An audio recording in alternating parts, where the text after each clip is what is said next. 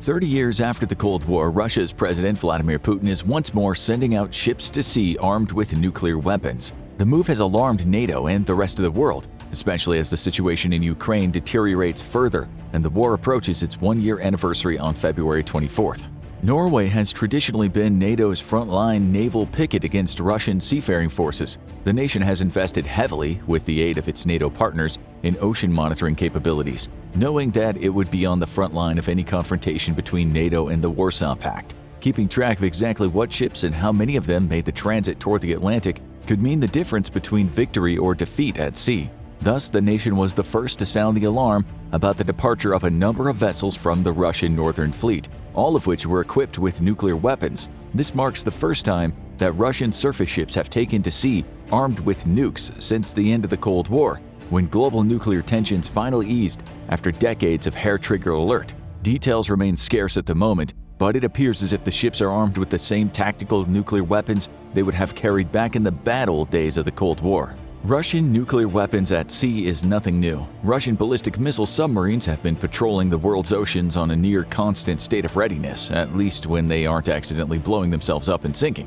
As part of Russia's nuclear triad, these nuclear-armed ballistic missile submarines do the same job that the American counterparts do: ensure an element of nuclear deterrence can survive a surprise first strike. Typically, Russia's nuclear boats remain close to its shores and under the relative safety of the polar ice cap, as it's no secret that their submarines are priority number one targets for the U.S. Navy.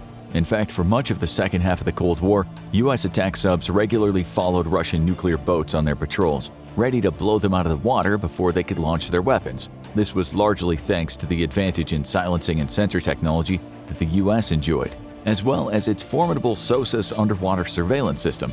A traitor revealed the capabilities of SOSUS to the Soviets, and the Soviet Navy made great strides in silencing their new boats, making it difficult for U.S. subs to continue tracking them.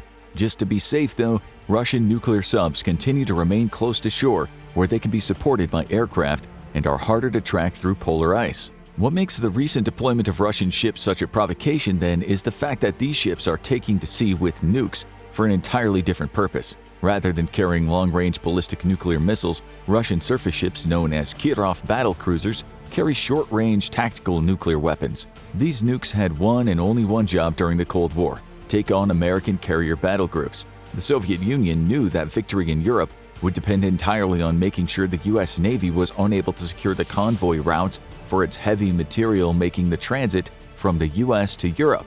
But to threaten U.S. convoys, it would have to face down the might of America's carrier battle groups. This was no easy proposition for a nation with no aircraft carriers of its own, and this is the entire reason the Kirov-class nuclear-powered battle cruisers were developed. Taking on U.S. carriers with long-range bombers was an option, but a very expensive one.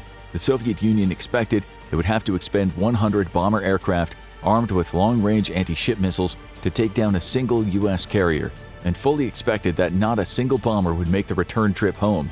Even with the vast numbers of Soviet weapons, this was simply not a feasible option for taking on up to a dozen of America's supercarriers, requiring the sacrifice of 1,200 Soviet bombers and their crews. Thus, the battle cruiser was developed, powered by a nuclear reactor, with armor to make even the biggest World War II battleships weep. The logic was simple: if carrier battle groups can't be destroyed from the air, then it would come down to a slugging match between ships, and the Kirov class was well suited for swapping body blows with the U.S. Navy's surface ships, all of which it outmassed by many tons. A Kirov battlecruiser would shrug off American Harpoon anti-ship missiles until it was close enough to launch its massive Granite anti-ship missiles. Each Granite carried a warhead of up to 1,600 pounds of high explosives, compared to the puny 488-pound warhead of American Harpoons. But U.S. air defenses were formidable, and even supersonic Granites make for big targets. That's why Soviet fleets could also carry tactical nuclear weapons. With nuclear weapons, precision is entirely optional, and even a wide miss by a 50-megaton warhead could cause serious damage to a U.S. surface action group. When you consider that a Russian fleet could carry dozens of these weapons alongside the big Granite anti-ship missiles, it was enough to give any American air defense operator a rather big headache. Russia's modern redeployment of tactical nuclear weapons on its ships can mean only one thing: it's once more preparing to use nuclear weapons against a far superior NATO naval force. During the Cold War, the Russian fleet was outclassed by just the U.S. Today, the odds are even more firmly stacked against it, as Russia's Navy has seen massive neglect since the end of the Cold War. But nuclear weapons are very, very good at leveling the playing field. Yet all is not as it seems. The news seems bad. If Russia is deploying nuclear weapons on its surface vessels, then some fear that it might be preparing to stop U.S. reinforcements traveling to Europe once more, like in the Cold War. This would hint at the widening of the conflict in Ukraine, perhaps a preparation for a direct war against NATO. To say that this would be suicidal is an understatement. For starters, no Russian surface vessel could ever come within firing range of a NATO battle group. With NATO forces enjoying air dominance thanks to its fleet of aircraft carriers and NATO submarines prowling the Atlantic in anticipation of Russian aggression, these nuclear-armed vessels would very quickly become nuclear-armed artificial reefs. As usual, Russia's deployment of nuclear weapons is nothing more than silly posturing. As the war in Ukraine turns increasingly against it and NATO begins to move on sending heavy equipment to Ukraine, Russia must turn to increasingly desperate tactics to try to deter NATO support. To be blunt, the Russian military would be absolutely annihilated in a conventional war against NATO in Europe.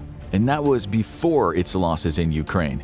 Factoring in current losses and troop commitments in Ukraine, NATO going to war against Russia would be the equivalent of John Cena dropkicking a baby seal in the chest. Russia has nothing left with which to intimidate or coerce NATO into stopping its support for Ukraine, except nuclear weapons. This is why Putin has stopped his nuclear saber-rattling, but has done nothing about letting his subordinates make all the nuclear threats they want. In fact, it's extremely probable that this is by design. After catching flack and losing political support for his vague nuclear threats last year, Putin has put on the facade of a responsible world leader and passed the nuclear blackmail and intimidation onto every other member of his government. His goal is simple: to make you, our dear viewer, terrified of a nuclear conflict. The more the media talks about nukes and the more they bring up, quote, escalation, end quote, the more scared Europeans become and the less likely they are to continue supporting Ukraine. And that's why it's important to have a sober attitude about any nuclear threats from Russia or the deployment of tactical nuclear weapons on its North Sea vessels. These ships pose no threat to Europeans and would be sunk before launching their weapons in case of a war. Putin is a lot of things, but he's not suicidal and he's not a lunatic as many try to portray him. Fact is, you're on the front line of an information war for the fate of Ukraine, and the survival of the Ukrainian people as well as Europe's security future is in your hands. What if NATO and the US wanted to neutralize these ships though? What options are on the table? First thing would be fixing the positions of these ships. Thankfully, NATO has an extensive capability to detect and track Russian ships, something it's been doing since the earliest days of the Cold War. A system of underwater sensors and shore-based radars stretching from Greenland to Norway would be used to detect and track the small Russian fleet, supplemented by airborne assets stationed in Norway and Britain. If push came to shove or NATO believed these ships posed an immediate threat, the alliance could choose to escalate to kinetic solutions. It's safe to assume that nowadays there's not a single formation of Russian vessels that isn't being constantly shadowed by NATO submarines. Diesel-electric subs are best suited to short-duration operations, but American and British nuclear-powered submarines are perfect for tracking and staying in close contact with Russian ships. Due to their nuclear reactors, they have even greater endurance than the ships they're tracking, and their incredibly stealthy characteristics means there's an excellent chance they could open fire on Russian surface vessels and escape before being fired upon. However, NATO also has formidable long-range anti-ship missiles at its disposal, such as the Harpoon, Koroman 2, and AGM-119 Penguin. The US's new LRASM long-range anti-ship missile even features stealthy characteristics and a classified range that allows aircraft to engage enemy ships from outside their air defense envelopes. To get to the safety of the open sea, Russian ships have to pass through a gauntlet of NATO anti-ship defenses, which is one major reason why Russia never invested as heavily into its navy as the West did. In the case of a war with NATO, the Russian fleet is simply not survivable if it attempts to break out into the Atlantic, and the addition of Finland and Sweden to the alliance only further squeezes the noose around the Russian navy. In short, Putin's arming of its surface ships with nuclear weapons is nothing more than a pointless show of force, but the old Russian bear has long ago lost its teeth. Now go unwind with "I survived 100 days of an alien invasion," or click this other video instead.